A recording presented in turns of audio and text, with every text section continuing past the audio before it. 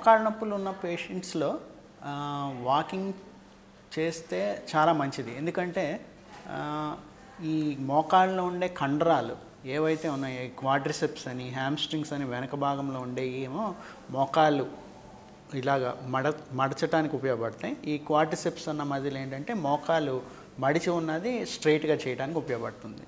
So ఈ రెండు muscle groups గట్టిగా ఉండాలి.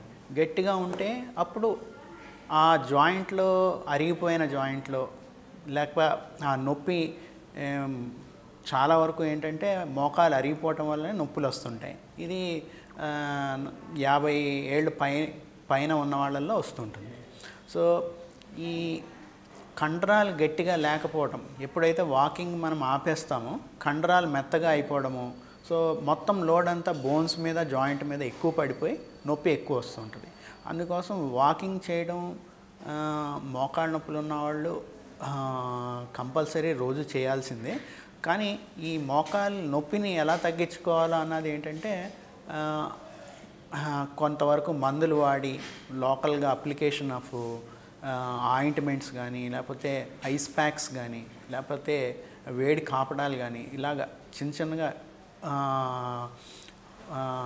హోమ్ రెమెడీస్ చేసి, అలాగే అవసరం ఎక్కువగా ఉంటే నొప్పి ఇంకా కంట్రోల్ కాకపోతే ఏంటంటే అప్పుడప్పుడు డాక్టర్ని సంప్రదించి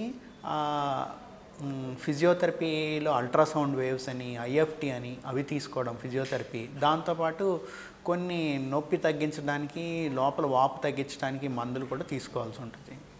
సో